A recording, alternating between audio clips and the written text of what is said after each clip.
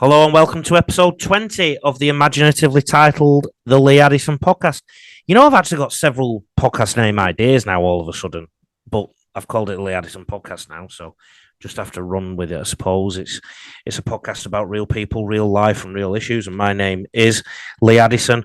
We've been a bit more light-hearted last week. Last week we spoke about what you should wear and how you should dress with Shelby Aloria from All Set Style. This week it's about how you should speak and speech lessons from Janeen Vosper, a public speaking and brand authority expert. She is very good and she talks about the way we deliver messages and also how you should speak in front of crowds of people, etc. And one thing I sort of had a little giggle at when I was interviewing Janeen, it was one of our shortest interviews because the message was so clear. So there's something in that. What I'm also going to give you today is a bonus excerpt from another podcast I do, right? It's a great love story. It's a love story, and it's a story about fate, okay, and how fate intervenes. So that will come soon, and then there'll be the music, and then there'll be my interview with Janeen, okay? So you're going to have to get 2 interviews today. So a special bonus. Before I get to that, you can contact me, Lee at sosocials.com.au. That's my email address, Lee at sausageorangesocials.com.au. My website is sosocials.com.au, and Instagram and Facebook for the podcast are the Lee Addison Podcast. For the social media channels, they are Special Ops Socials. Before I get to the interviews, though, and the fun, I just want to talk a little bit about social media. Never ceases to amaze me how many people think that organic posting once or twice a week on socials is enough. Social media posting is like exercise. If you only do one bit of exercise a week or one bit of exercise a month, I think that's been me lately, you're not going to have as good an impact on your health and fitness than if you do 4, 5, 6, 7 a week or more. And basically, that's how you should probably look at your social media, organic social media content. Social media algorithms need a nudge from us, and by posting, we nudge them. And social media platforms want us to post and interact and obviously throw us money eventually too. And if all you do is advertise, then you've got nothing to back it up. And what will happen is people will look at your socials after they've found your advert, and they'll have a look at your Facebook, they'll have a look at your Instagram, and they'll look at some other things. And if you've not posted something for a month or two, they'll think you're going into liquidation, or they'll think you're obsessed with selling. So you've got to give people some value on your social media. And I just wanted to get that in there before the interview. Now, this person is the first person you're going to hear for on an interview, is David New. David New was a teacher at James Cook School in Cogra, Sydney. He was a professional sports person, and he now lives in Philadelphia. And it's all because of a woman.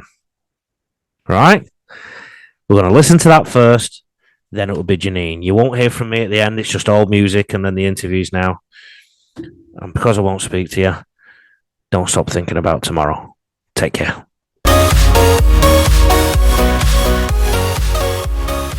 There's also a love story involved in how you ended up where you ended up. Now, if you don't tell the full story, I know the real truth off Matthew Elliott. So can you put yourself back at Cogra in the 90s and what the whole story was?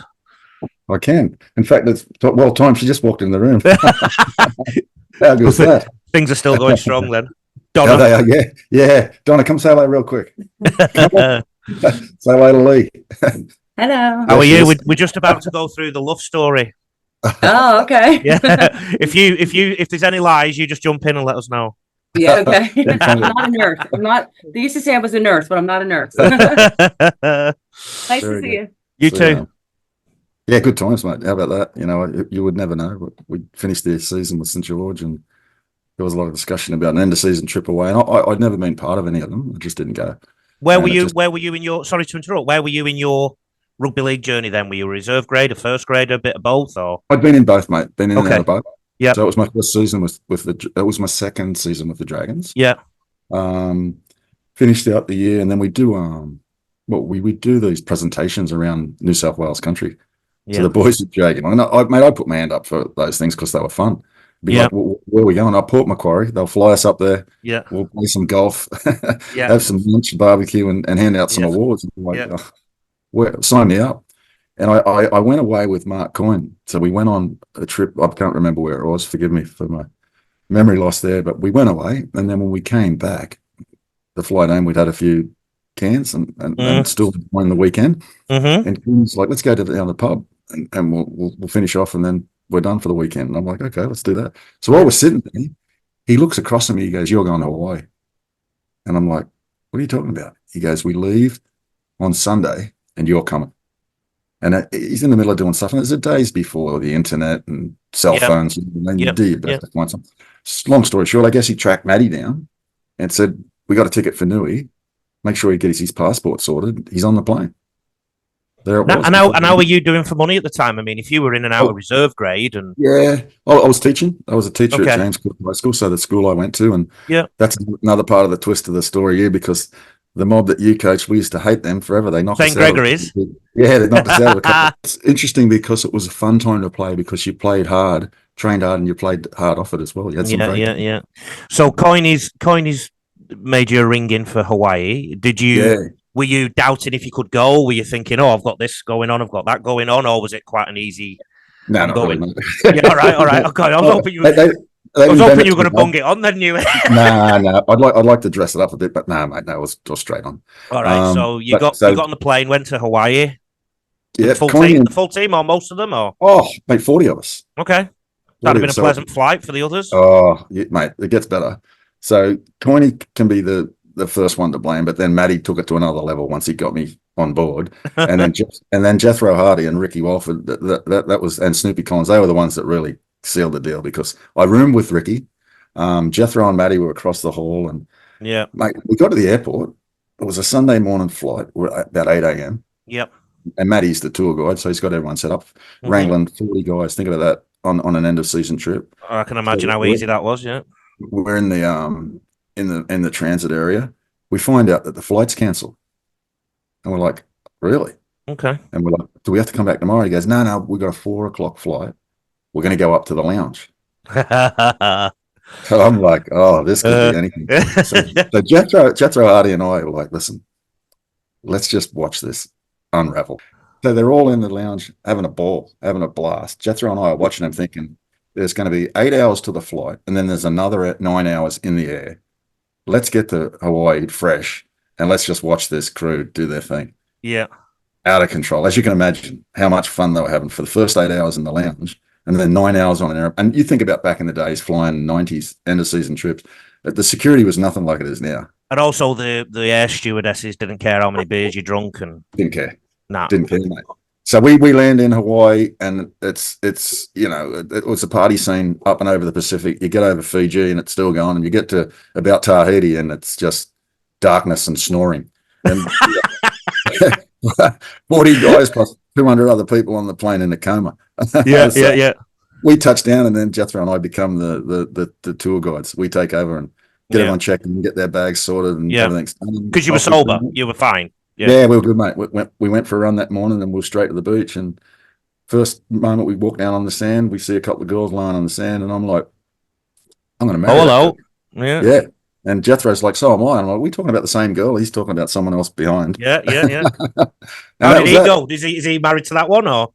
No. Not at all. So he's happy with his wife from college. So that was literally your first few hours in Hawaii. That's it. Yeah, probably first hour or so on the sand. Unbelievable. So I take it you weren't far apart from each other for the week or so that you stayed? No, I didn't get a chance to hang out with her at all. She brushed me. Oh, go on. Tell us what happened after that. I think I fell in love with her and wanted to chase her all around the place and just couldn't get any time. Yeah. Every afternoon. It still happens now, doesn't it? That it does. We'd meet at a place called Shorebirds, which is where the team would go and have their afternoon get together and kangaroo court and all that sort of stuff. Yeah.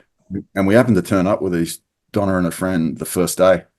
You know, and I'm telling the boys like, "Oh, I'm falling in love here," and they're all looking at me like, "Behave yourself. What are you talking about? You stupid." Yeah. And that was sort of every day we'd sort of end up in that bar or the hotel bar, and she'd be in one place, I'd be another, and try to figure it out. And it wasn't until I left, and then I got these business cards made up. It was a little turtle with a snorkel, and it's a Dr. David New. So somewhere in the good time, I'd made up business cards. I was a doctor. So one landed in her pocket, I guess, and she called me when she went home. Yeah. There you go. And so the decision you made when you got home, I mean, how long did it take you to decide you were coming back to America? She flew down about 2 weeks later. Okay. Came down to Sydney, and hung out with us, had some time with us, and then I think I asked her to marry me on that trip. Wow. So that was that. So you've got a potential, I'll call it the NRL, even though it wasn't the NRL then. You've got that pathway and you've got your teaching career set up. You probably could have had promotion at James Cook, and you might be the principal there by now. And, you know, so you got everything in place, and then you decided to make a different decision. Hi, everyone. My name is Janeen Vosper. My business is Speech Perfect. What I've been doing for the last few decades is I've been helping people get very, very clear on their message that they're delivering to their audience, because they understand what value they offer, not the product that they have, but the value that they offer people. I've been doing that through running, actually working with huge sales teams in my role as GM of sales for a multi-million-dollar company before moving into my own business. I have done that through coaching in professional speaking. And I represented Australia in 2013 in the international speech contest. And I've coached a couple of international winners. It's part of how you get your message right and how you deliver that message. If you can tell your story and be able to deliver it in a way that engages people as to your why you do things, then that means that you can get your message to market. And that's what I help people do. Pull out those little bits of their story and then share that with the market. If anyone just knows the DISC profile, I'm a D or I'm a choleric, which means that I like to get things done and I can set tasks and set goals and achieve them. And what I find when I work with clients is sometimes that's not people's forte, and I help them program things so that they actually achieve the results they want. By putting it all together, it helps people step up to stand out in their own brand. Janeen, I call you the woman who is everywhere. So everywhere I go, I see Janeen. Oh, I am. all the meetings, and also you're very prolific on email and socials and everything, and you really get yourself out there, don't you? And I guess my question in and around that is this the era of personal branding? It's actually, it's a number 8 year and a dragon years, depending on what you follow and how you follow it. And that's everyone that I'm reading about the number 8 means it's a year of everything that you've put together. This is the year that you're going to have the opportunity to shine. So everything that's you've been working on, it's going to culminate this year. And if that's around your personal brand, it is certainly the year that you need to step up and own that personal brand. Step in front of your business and not be behind it. So yes, I think it is. See, I interviewed somebody else who thinks that because of the so-called cost of living crisis, one of those, people are reluctant to spend, and the way to counter that if you're in business is maybe not to throw as much on paid for advertising, but spend more time developing your personal brand and putting it out there. Well, I would say that the next best conversation now, based on the fact I've just said that, is to talk to someone who's always out there and talks about personal brand a lot. And I guess, do you feel like personal brand is more important in 2024 than it was in 2022? Most definitely. What I think we found since the lockdowns and the world changed a little bit in 2020 and 2021 is that people want to really get to know the people they're buying from. It's not just simply, racing on through life. We want to buy from our local grocer now rather than multinationals. And that's where that your own brand has to stand out, whether it is a local brand or it is something that you take to the world nationally. Yeah. I've been in my business since 2007, and I have never paid for advertising Okay. in that entire time. Actually, I will rephrase that. I originally paid to get traffic, not to market a particular product, Yeah. to get some traffic and support through, that was on Facebook, but that was very low spend, and what I've done since then is generate everything organically, whether it's the We Are Women podcast, which I've had for about 7 years now, whether it is, as you said, there's weekly emails that go out, blogs that go out to clients. There's plenty of blogs on website. It's social media, making sure that you're across all the platforms, that you've got a consistent message going out. You're giving information, not just asking for things, and to be seen, as you said, be seen everywhere. It depends on your business as to. It's of high value to me to be networking and be seen. Mm-hmm. I think some people spend too much time networking, and it's not where their business, they need to direct it, but people need to find individually what works for them, and then ask the question, why am I doing this? Is this part of my vision and my mission? And is this staying on track with what I'm doing? If the answer is yes, well, then you need to be out there doing it. The speech and messaging. First of all, before we give any tips or extract some tips out of you, when did you realise you might have a skill for doing this? Speaking, probably at about 6 months old, and my parents told me to shut up. So 20 years and 6 months ago, yeah. Yeah, something like that, yes. I've always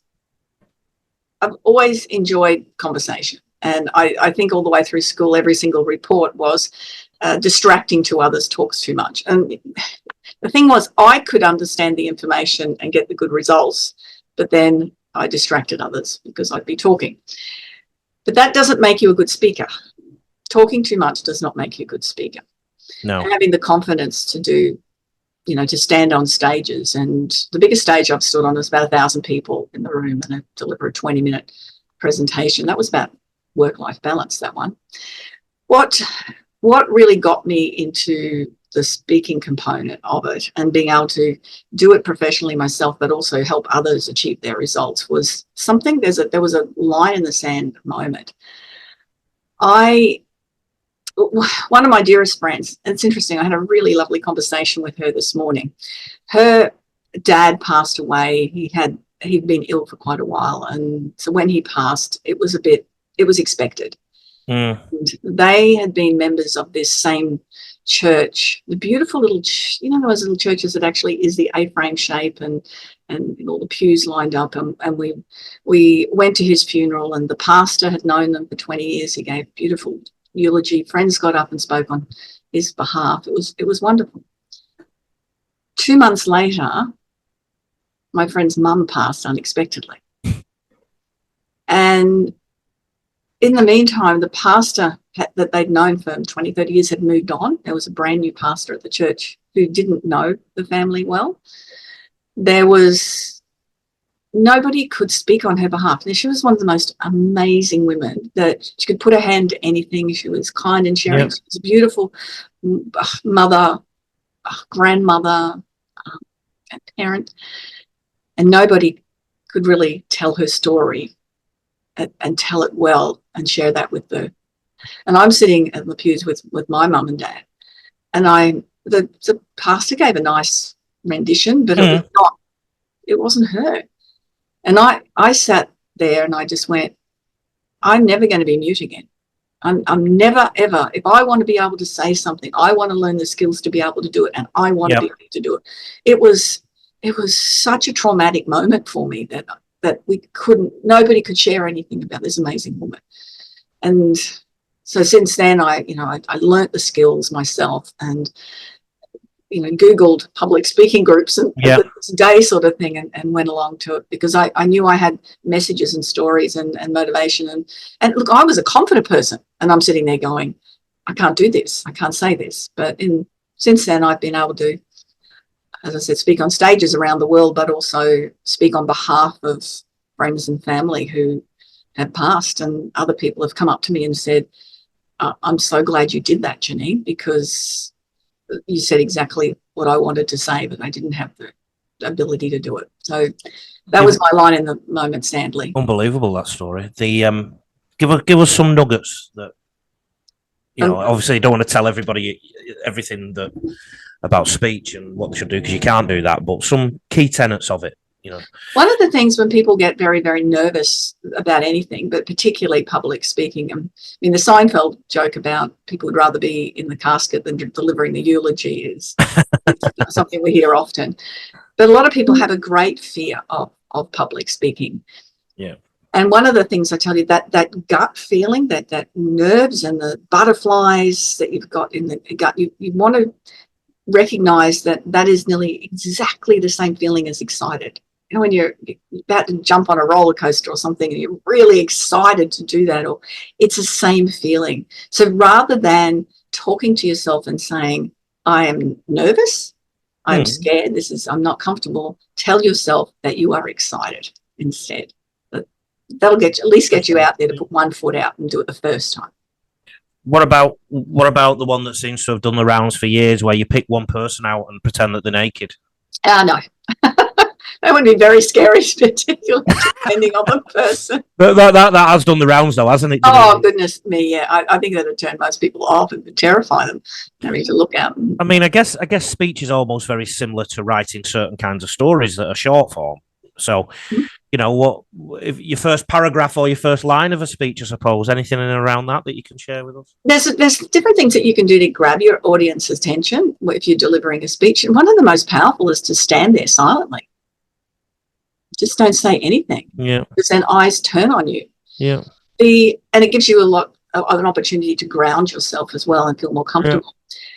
You can start speeches with rhetorical questions, not my favorite, or questioning people.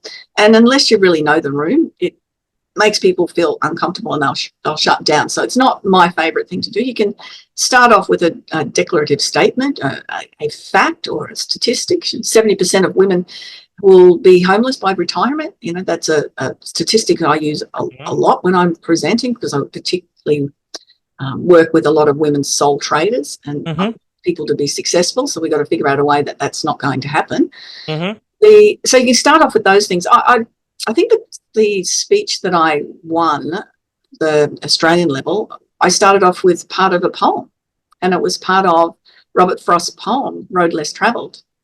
And so I wrapped up at the end. You know, it was, and this is going back a long time, two roads diverged in a wood. Oh, that was the end.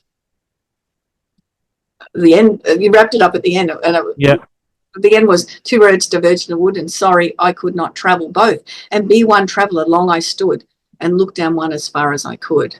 And so that was the beginning, and then wrap it up at the end. So you can do that sort of thing. You parcel it up as long as it makes sense on the topic you're speaking about. When you talk about speech and you talk about your first line, your first paragraph, and you also talk about when you came into business, or this business, in 2007, the emergence of the internet and social media and whatnot has obviously taken messaging and speech in I wouldn't say a different direction, but in a sub-direction, I suppose, that has become even more important. So I would assume that you also work with people in terms of getting the message right in a 1-minute video grab or a 30-second grab.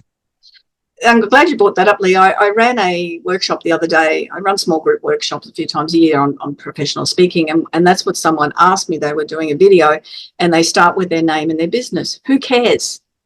Nobody cares about that. They just want to know why they're going to listen for the next 60 seconds. Yeah. And I know I did a video while I was out walking the other day. I often do it when I'm out walking, and I just started off with, so at what date do you stop saying Happy New Year? Is this the date or not? And then, well, this is the first time I've seen you this year, so Happy New Year. Happy New Year, Lee.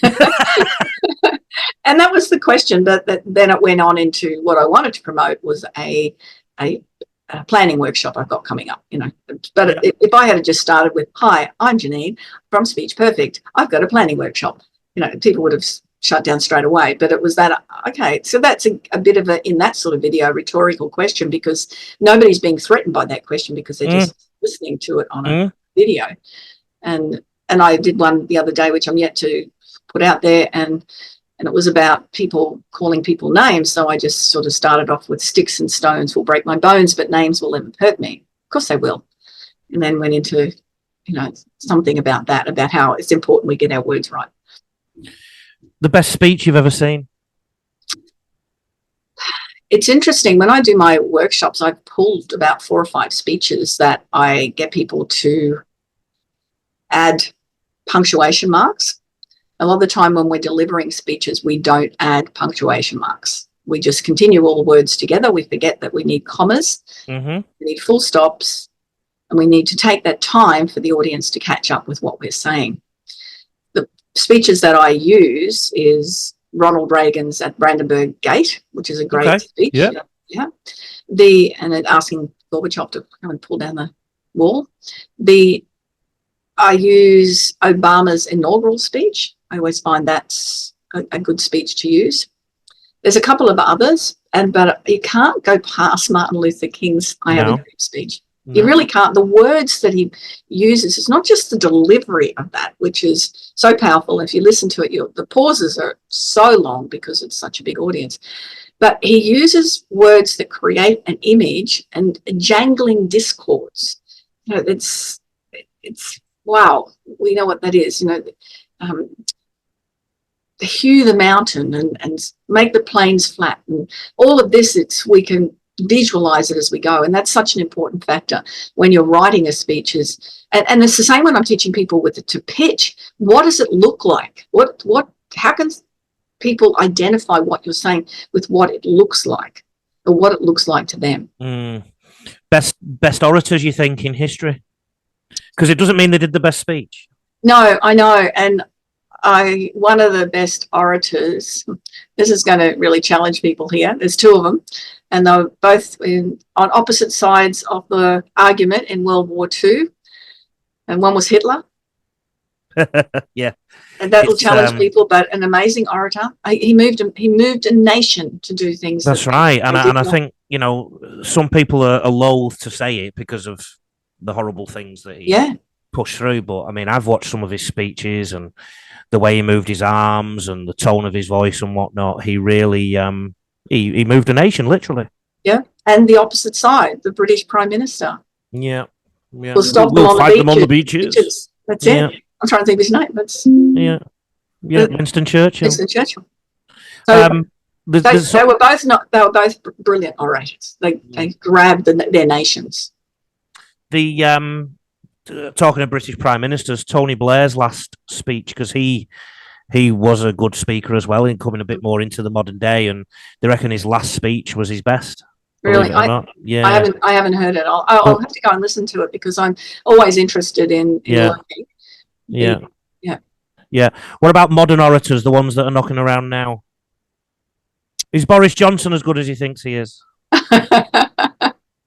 I haven't really listened to a great deal of what he said. I can't identify any Australian politicians as a good speaker. I really haven't come across any, but they have their own style of speaking that grabs an audience. And someone as direct as Bob Catter, without going either side of politics, I've gone down the middle. That's he targets his audience very, very well, and he gets his message through to his audience, which is the whole point of speaking. You can't affect everyone, but knowing that's the most important part of speaking, is knowing who your audience is and delivering that message to them. I won't even go into the American politics because, I mean, out of 350 million people, that's their choice, those two. Either way, I don't care. There's 350 million people that they can choose from. I do think there's an intellectual conversation to be had, though, about the quality of Donald Trump's delivery in terms of how simple his messaging is and how he repeats it and whatnot, and how he entertains people. Absolutely. He really, again, he speaks to his audience. And I'm a bit controversial here. He actually got a lot of great results when he was in power. People forget that. But when he was the president, but it is as an orator, it is a simple message. And he repeats it, and he repeats it, and he repeats it, and he repeats it. So we've sort of talked about speaking quite a lot there. What about messaging? And what do you say to people what little tip can you give someone about messaging? Because messaging can also be in the written word too. So, and also in visuals. So what do you tend to advise people in pertaining to messaging? The messaging is again, it's got to grab people. And when I come back to the sales, because my background has been 4 decades of coaching in sales and being in sales. I said that really quietly, didn't I? 4 decades, yeah. And I mean, part of it was as an aerobic instructor for 10 years. That was a sales deal to get people to put their shoes on and get to the gym. We're all in sales. Every single person is in sales at some level. Even if you don't have a job, don't have a business, you don't work, at some stage you want to convince your kids not to take drugs, or you want to tell your girlfriend that dress looks. I've been a coach and teacher all my life, so guess what? I was trying to sell a concept to everyone all the time. Yeah, we're always selling. So that messaging is really important. But again, I don't care what you do. I just care what you do for me. That is something to remember all the time. So if if I was saying I am a sales coach, I can say that, or I can say what I do is I work with people to improve their message so that they have people coming to them and rather than having to push out all the time and be comfortable in sales. So you switch it around as to something that will resonate with the audience without telling them too much. Because what I could say in another pitch in that same sort of framework is, we've often had a conversation with somebody, but where the money is in the follow-up.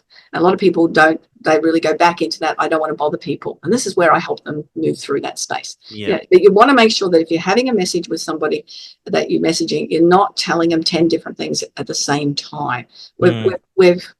We can only take in about 7 max. 3's preferred. 1, if you've got a 1-minute pitch, hit with one thing. Give us some success stories from your current business. For me or for clients? Both.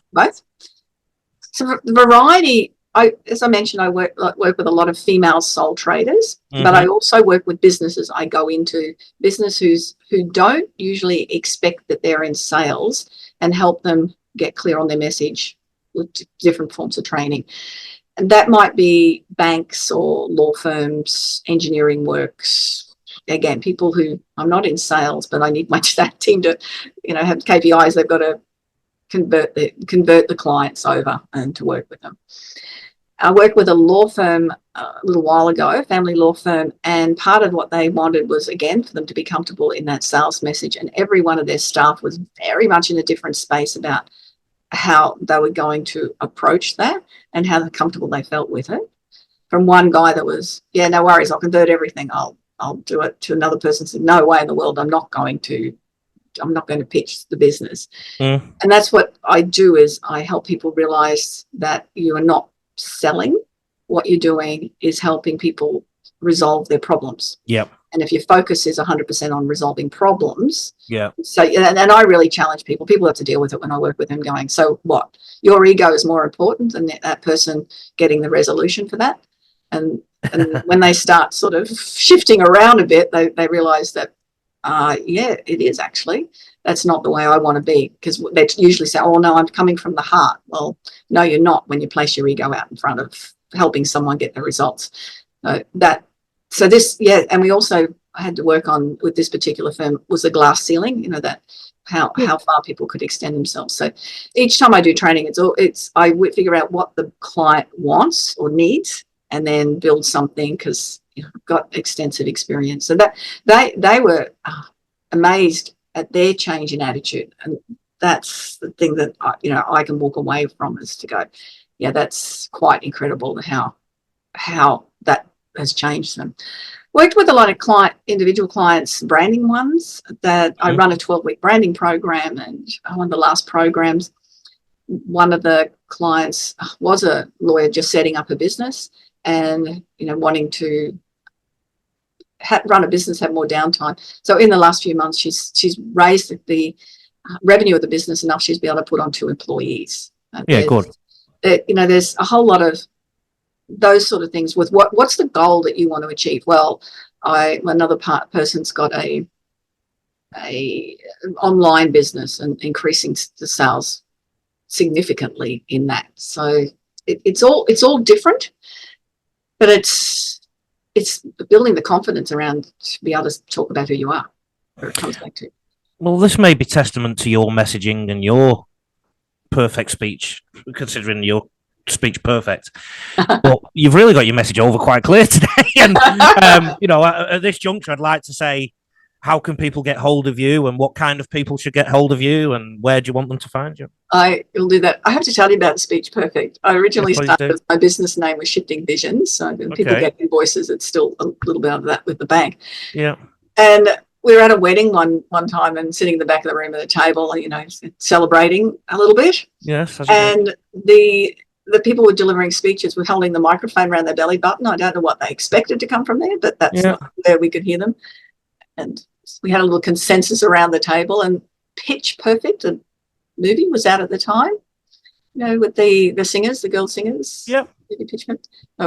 Yes. So there was a great deal of discussion over a few bottles of wine at the wedding, and we decided that we need to be speech perfect. Well, I think sometimes my best business ideas come out when I've had a couple of stronger things than coffee.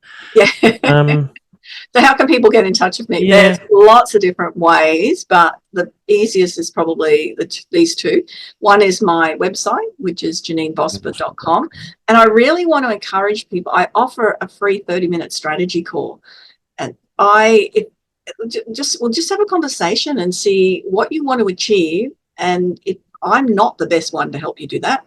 Because of my podcast and having over 150 something people I've interviewed, I can find someone that can help you with what you want. And I'd rather do that, because my whole mission in life is to ensure that people achieve what they don't believe they can possibly achieve. And I think, Janeen, if people focus on that in business about solving people's problems, like you said, sometimes that involves telling them, no, you shouldn't spend that money on me.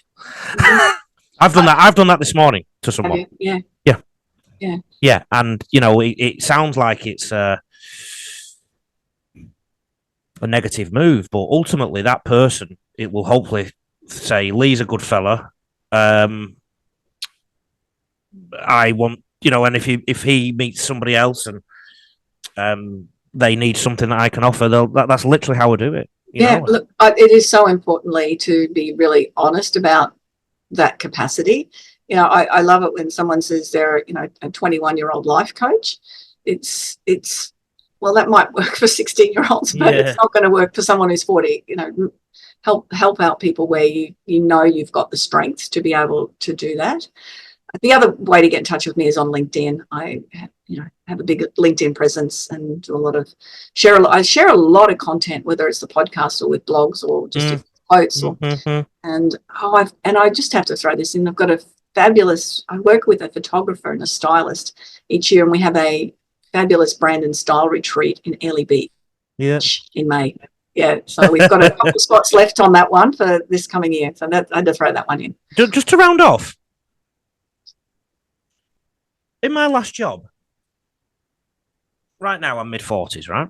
So in my last job, before I went into business, I was 42, 43-ish. In my head, I felt 22, 23-ish. Mm-hmm. But there was a significant, non-spoken about, but a significant and not an official vibe there that certain people of my age and definitely older, and sometimes a little bit younger, were seen as past it and too old, and their methods weren't right, and this, that, and the other. And there was one episode where a lady who had been promoted to a job a bit higher up, she came to see me. I had a problem with my computer. I had a laptop that was you've got the typewriter, and then I think my laptop came out the year after, and it just took 10 minutes to get anything going. And when you're in a form room and you've got 10 minutes to mark the role, and this lady was in this higher up position, and she wanted to get us all to do a song and dance about a few things in that form room. I wrote to her in the staff room before. I said, is there any chance you can just email me what I need to say, because my computer's really slow? Now, I'm not criticising this lady, but it's an absolute metaphor for what I'm bringing up. She decided the best way of dealing with this was to come and see me. and helped coach me on how to use these apps. Mhm. It didn't even cross her mind that maybe I had tried this 100 times prior and knew I had a problem and blah, blah, blah. And that's maybe why I'd emailed her. And after the fourth or fifth attempt of her trying to coach me, I had to say to her that, with all due respect, I own 2 websites that are the biggest of their kind in the world, in their sphere. I know how to use a computer. Please, can you get me this information because I won't get it to them? Mm. And she said, okay, I'll email you. Right? Right. Now, that is a metaphor for how some of us of a certain vintage are seen, isn't it? Because we have this, and it's been too nice, this podcast. We need to get a bit controversial. Have you found that? You quietly said 4 decades. Really, that should be all you need to say so that people come running to you. Yeah, it should be, shouldn't it? And it does make a difference with the experience. There's a couple of things there. I think it's important, if you are in business, to learn skills that you need on a daily basis to help you with your business, unless you can afford to pay someone else to do it. I think that's what makes a lot of sense doing that. And I've had to, learn a lot of things along the way. I'm trying to teach my husband how to log on to do banking at the moment. He has trouble with his phone, Lee. No, I'm serious. He can't. His phone won't swipe. So right. I'm the person that's coming. Surely there's a way you can do this. And I was showing one of my sons my crypto stuff just so that there was someone in my world that had the capacity. And they're all my men are in construction. They just looked at me and going, I don't know why you're showing me this. Is there anyone else you could show this to? So it's that part of it. We need to gain information, and that's part of my high values, is I continue to gain information along the way. But we do need also to recognise, and I work with clients and I have to hold their hand through all the things because they don't want to learn it. They just want it done for them. Yeah, and that's part of, with your social media things, that you do things for people as part of one of the business options. You just want to be able to do things, but you need to communicate with people to find out what they want to, what's their learning style. That's such an important and their personality profile. Some people use DISC, as I mentioned. There's choleric, sanguine, melancholic, and phlegmatic. It's if you're teaching someone who's sanguine, who's way out there, and you're trying to get them to sit down and do dot points, there's no way that's going to happen. So there's a whole lot of components within that space. Age has got nothing to do with it. Yeah. I'm in the middle of my, I don't know whether you say 6th or 7th decade. I'm 65 this year. So, there's been a lot of experience there. And will I continue doing what I'm doing? Absolutely. And you're 65 and full of drive. I didn't intend to do a poem there, but there we go. Yeah. But it's the individual, and it's part of, that person should have communicated much better with you. You should not have had to say, hey, I'm not dumb. I can do this. This is, I don't want this. And really important to be able to learn to communicate with people. Because we do have a problem, don't we? That it's happened all our lives. We thought we knew more than our parents and our friends of our parents. We thought we knew better. That's a nature of youth. Mm. But it seems to be a lot more exacerbated now, I think, because of our social media world. And if you want to be a mechanic, you don't have to do a 4-year course anymore. You can now just go on YouTube and find out how to replace the filter in your car, kind of thing. So, that has made it more accessible for people to understand and do tasks. Yeah. You know what? I'm the first one to go to YouTube and go, how can I do this on WordPress if I want to do this? And okay, now I got it.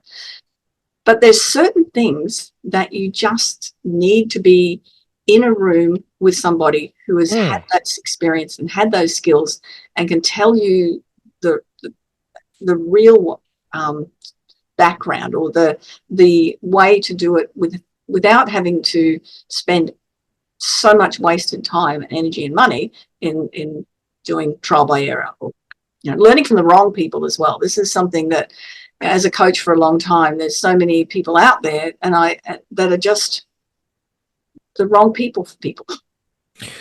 So repeat how people can contact you again, Janeen. Website, janeenvosper.com. For those, Janeen with a double E-N, by the way. I know. For those that are watching, you can see my background. You'll see that what it is. And those listening, it's JANEENVOSPER.com. So messaging, really, you should have changed your name. The beauty of that is that it's spelt as it's meant to be said, not Janine. Correct. And and also LinkedIn is the other way. And what did you say? It's the Year of the Dragon or something, did you say? It is the Year of the Dragon. I've just been reading a little bit about numerology and what it is, and everything I'm reading, excuse me, is talking about this culmination of what everything you've put in place. We're going into an 8-year, and everything you've been putting in place should come to fruition this year. The Oracle has spoken. This is the year. Thank you so much. Thanks, Lee. It was fun. You're welcome.